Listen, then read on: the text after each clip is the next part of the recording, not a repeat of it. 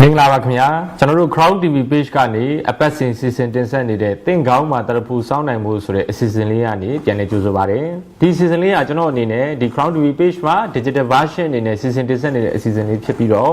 ဒါတရဖူ magazine မှာလည်းကျွန်တော်လစဉ် print version အနေနဲ့ကျွန်တော်စောင်းပါအခန်းဆက်စောင်းပါအနေနဲ့စီစဉ်တင်ဆက်နေတဲ့အစီအစဉ်လေးဖြစ်ပါတယ်အခုကျွန်တော်တို့ဆွေးနွေးနေတာကတော့ကျွန်တော်ရဲ့33မြောက်စာအုပ်သစ်ဖြစ်တဲ့နဝရ9ပါးဘဝအောင်မြင်နီးနာများစာအုပ်ကလေးကမြန်မာတွေရဲ့အစင်အလာမြမအစင်အလာနဝရ9ပါးအောင်မြင်နီးနာများအကြောင်းကိုဆွေးနွေးနေကြတာဖြစ်ပါတယ်ကျွန်တော်နဝရ9ပါးယရနာဆိုတာကတော့ဗရမ ्या ဖုံတောက်မြကြောက်အေဂျန်စိန်စွမ်းကုံရောင်ကြောင်ကားတိတ်ထိမနိနီလာမေတ္တာကဲချုပ်ခေါမုတ်ခွန်အားဥတ္တဖျားကျမ်းမှာတဏ္ဍာကြီးကဲပလဲကျက်တည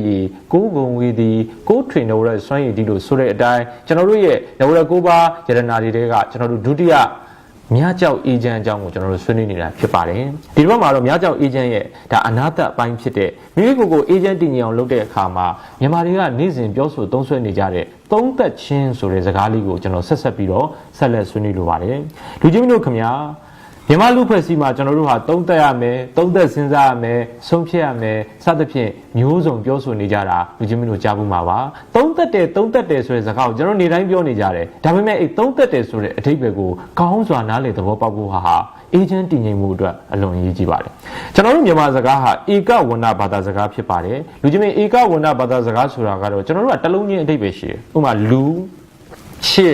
်မိုးအိမ်အဲ့လိုတလုံးချင်းအဓိပ္ပာယ်ရှိတယ်ကျွန်တော်တို့ကဒါကြောင့်သုံးသက်တယ်ဆိုရှင်းရှင်းလေးသုံးကတက်ခွဲလိုက်ရင်သုံးခုကိုတက်ချတာဖြစ်ပါတယ်တက်ချတယ်ဆိုတော့လူချင်းမျိုးလေဘေးပြပြီးတက်တာမဟုတ်ပါဘူးတာရေးပါတာတက်ဖြစ်တဲ့ခဏလေးတက်ချတာဘာလို့တက်ချတာလဲအဲ့သုံးခုကဘာတွေလဲလူချင်းမျိုးနဲ့အလွန်ရင်းနှီးပါတယ်အဲ့ဒါဘာလဲဆိုတော့လောဘဒေါသ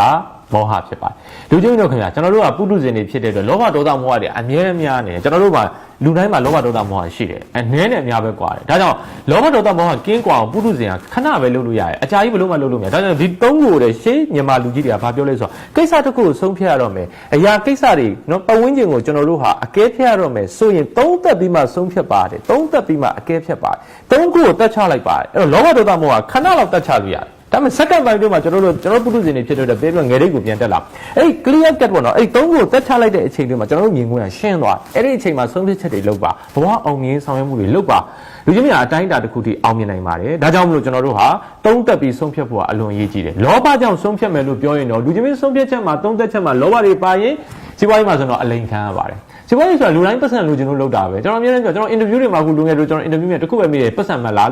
ပတ်စံမဲ့တဲ့သူဆိုကျွန်တော်အလုပ်ခံတယ်ဟာဘာလဲဟာဆိုပတ်စံလူတိုင်းမက်ခွင့်ရှိတယ်ဒါပေမဲ့ကျွန်တော်တို့ကဝိသမလောဘတော့မဖြစ်ရဘူးတသိန်းလိုချင်လားတသိန်းကိုတောင်ကျွန်တော်ကြိုးစားရမယ်သိန်းတစ်ထောင်လိုချင်လားရတယ်လောကကြီးမှာကျွန်တော်သိန်းတစ်ထောင်လိုချင်လောကကြီးမှာသိန်းတစ်ထောင်မှုကြိုးစားကျွန်တော်တို့ဘဝအောင်မြင်ရရှင်းတယ်သိန်းတစ်ထောင်မှုလိုချင်တဲ့သူဟာတဲ့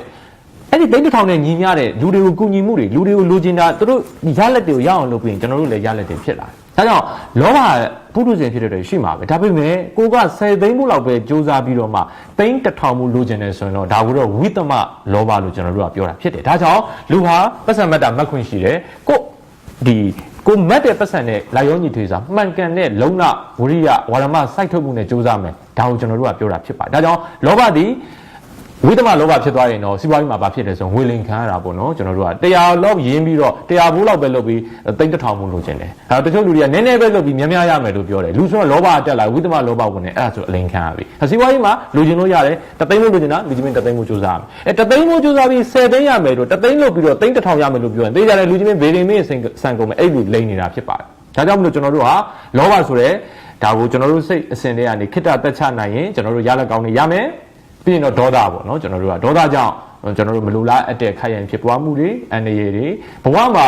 နောင်တရလောက်အောင်ဖြစ်လိုက်တဲ့ဆောင်ရွက်မှုတွေလူချင်းမျိုးဖြစ်ဖူးပါလိမ့်မယ်ဒါကြောင့်ဒေါသဟာလည်းပဲတက်နိုင်တဲ့လောက်ထိမ့်သိမ့်နိုင်ရင်ကျွန်တော်တို့အတွက်ရလက်ကောင်းနေရမှာဖြစ်တယ်မောဟတော့ရှင်းတယ်ခင်ဗျမောဟမသိခြင်းပေါ့နော်ကျွန်တော်တို့ကမြန်မာရှင်းရှင်းလေးပဲပြောတာမသိရင်မသာဖြစ်ပြီမသိမသာတဲ့ကျွန်တော်တို့ကဒါကြောင့်မသိမသာအလုံးလို့ရင်မသိမသာလို့ရင်အဲ့ဒါမသာဖြစ်မသာဆိုရင်ဆဲတာမဟုတ်ပါဘူးကျွန်တော်တို့ကသူများထက်မသာတာဒါကြောင့်ရှေးလူကြီးတွေကပြောထားတဲ့စကားရှင်းတယ်ဘာကိုလို့တိတာတာဖြစ်အောင်ကြိုးစားပါနည်းနည်းသိရင်နည်းနည်းသာမယ်များများသိရင်များများသာမယ်ဒါကြောင့်ကျွန်တော်တို့ဒီလောဘဒေါသမောဟကိုခိတ္တတက်ချပြီးတော့မှကျွန်တော်တို့ရလက်တွေကောင်းလာအောင်ကျွန်တော်တို့ရဲ့ဆောင်ရွက်မှုတွေကိုဆောင်ရွက်နိုင်မယ်ဆိုရင်တော့ကျွန်တော်တို့ဟာ